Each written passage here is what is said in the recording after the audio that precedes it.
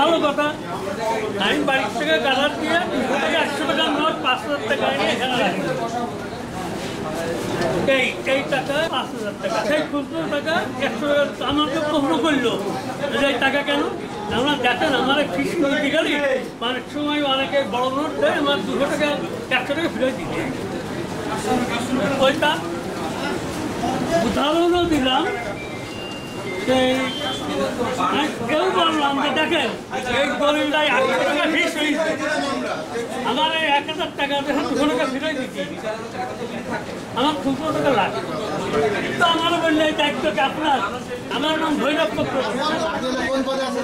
Office সহকারী প্রধান কার্যালয় ঢাকা হতে এই যশোর সদর সাব রেজিস্ট্রি অফিসের বিভিন্ন দুর্নীতির বিষয়ে একটা অভিযোগ আমাদের কাছে এসেছিল এবং এই জন্য আজকে আমাদের এখানে একটা অভিযান ছিল। এই অভিযানে এখানে সেবা প্রার্থীরা বিভিন্নভাবে হয়রানির শিকার হয়। এখন যে কোনো ব্র্যান্ডের পুরাতন এসি বদলে নতুন ওয়ালটন এসিতে উপভোগ করুন 25% ছাড়। এখানে জমি রেজিস্ট্রি করাতে দলিল লেখকগণ সবাই টাকা বেশি নেন, এরকম একটা অভিযোগ ছিল এবং এখানে কিছু ইন্টারনাল কিছু করাপশনের অভিযোগ ছিল। এই বিষয়গুলো নিয়ে আমরা দেখেছি। তো আমরা এখানে যেটা নর্মালি দেখেছি যে এখানে ভৈরব চক্রবর্তী নামে যে অফিস সহকারী, ওনার কাছে ওনার ড্রয়ারে আমরা বেশ কিছু টাকা পেয়েছি, যেটা হচ্ছে যে মাত্র দুটো দলিল রেজিস্ট্রির জন্য সার্ভিস টাকা সাবমিট করা হয়েছিল।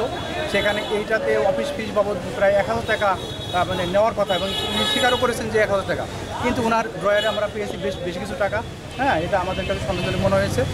এই বিষয়গুলো আমরা এখন করছি। এইগুলো হচ্ছে যে আমরা আমাদের কাছে নিয়েছি এবং এখানে বালামে সঠিকভাবে তথ্য লিপিবদ্ধ না করেই এখানকার একজন কপিস্ট আসমা খাতুন উনি একটা বিল নিয়ে এসে, হ্যাঁ, এটা একটা অভিযোগ ছিল। আমরা দেখেছি যে এটার কাগজপত্র আমরা কালেকশন করেছি। হ্যাঁ, এই বিষয়গুলো নিয়ে আমরা এখন আমাদের প্রধান কার্যালয়ে আমরা লিখিতভাবে জানাবো, পরবর্তী ব্যবস্থা। এই পর্যায়ে কাউকে আটক করিনি। আমরা ওখানে 5,100 টাকা পেয়েছি। হ্যাঁ, 5,100 টাকা পেয়েছি, অতিরিক্ত টাকা, যেটা উনি কোনো সদুত্তর দিতে পারেনি তৎক্ষণাৎ। আমরা জব্দ করেছি কিনা এটা একান্ত মানে একটা অফিসিয়াল বিষয়, আমরা এটা আপনাদেরকে আর বিস্তারিত কিছু বলবো না।